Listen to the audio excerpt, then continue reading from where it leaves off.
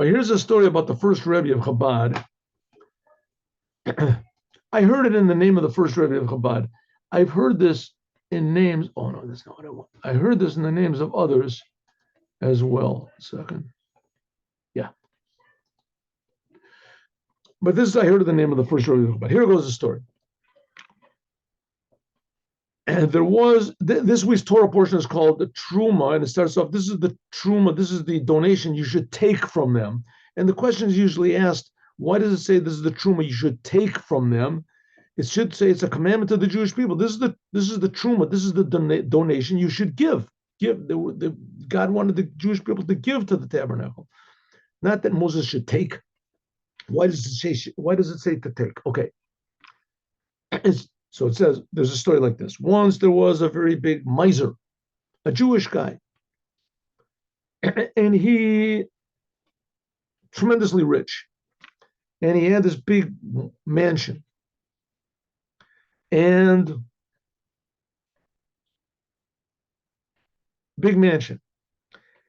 people would come to his door that needed money, and he would invite them in, and he would listen to their story and why they needed money for widows, for orphans, for sick people, for this. And he would even shed a couple of tears, dry his eyes, and say, just wait right here. I'm going to my safe, and I'll bring you some money. He would go to the safe on his wall, bring back a big bag, take out he would take out like a quarter, 10 cents, put it in front of him, and he said, you can keep all of it. God bless you. And that's it. And the people would look at him and they say, but this is a quarter. He said, yes, I know it's a big donation. And they realized that he was making fun of them. And they would take the money and throw it back at him and say, they'd curse him and leave. And he would say, you want money? Go and work for it. Work for it. God is the boss. The people are poor. God wants them to be poor. Whatever he would say, in any case, and so everybody would get mad at him. And so it came that the Alter Rebbe, the first Rebbe of Chabad, he needed to collect money for people that had been kidnapped. So he went from town to town and he collected money. And how would he do it? He would go to the rabbi of the town and he would explain what he's doing. And he would say that he wants a list of the rich people, and if he could have a couple of helpers to go along with him, and that they would collect money from them. And so the Alter Rebbe went to this town where the miser was, and he asked the rabbi for a list, and the rabbi gave it to him. And he said, which one on this list is that big house over there sitting on the hill? The rabbi said, no, I didn't put that man's name down there. Don't go there. Don't go there. It's just frustrating, and it'll just get you angry. And according to the Torah, it's forbidden to be angry. And, it just do me a favor, just don't go there. He says, well, why not? He says, he gives everybody a penny, a dime, whatever, a quarter. And it's just, and he does it with a big smile on his face. He just makes fun of you. He ridicules us. It's a sin for him. It's a sin for us. Don't go there. So the Alter Rebbe said, I'm going to go there. And I want these two men to come with me, two of the other rabbis. They go up to the man's house. Before he knocks on the door, he says to the two rabbis that are accompanying him, because you're not supposed to collect money, ideally, alone. It's better to do with more than one person. So he tells the other two rabbis that are with him,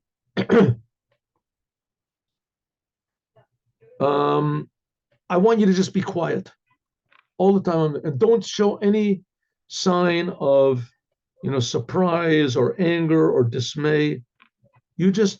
You're coming with me and you just be quiet. Don't say anything. They go in. So the Alter Rebbe invites them in, says to them, now, can I help you? He says, yes, there's Jews that are taken prisoner and we have to redeem them. And there's sick people, orphans. And the man starts to cry, oh, the problems of the Jewish people are so much. What can I do?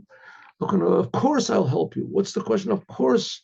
Why did God give me this money if not to help me? He goes to the safe. And he opens it up, takes out a big bag, and he gives them a quarter. The Alter Rebbe takes the money, and he said, thank you very much. May God bless you. May you have only good in your life, and you have a health and wealth. The other two are sitting on the side, and they're just shaking with anger.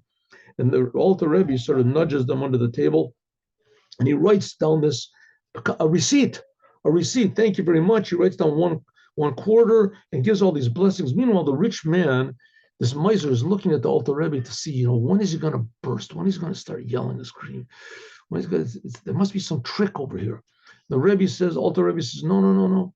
And he shakes his hand. Thank you very much. God blesses you. Takes the money, puts it in his pocket, and they leave. And he closed the door. The other two rabbis say, that evil man, how could he have done that? How could you sit? Don't you realize he's embarrassing? The rabbi said, shh, be quiet. I said, you have to be quiet. Don't say anything. So they get up to the gate. All of a sudden, the door opens up of the house, and the rich man is calling him back.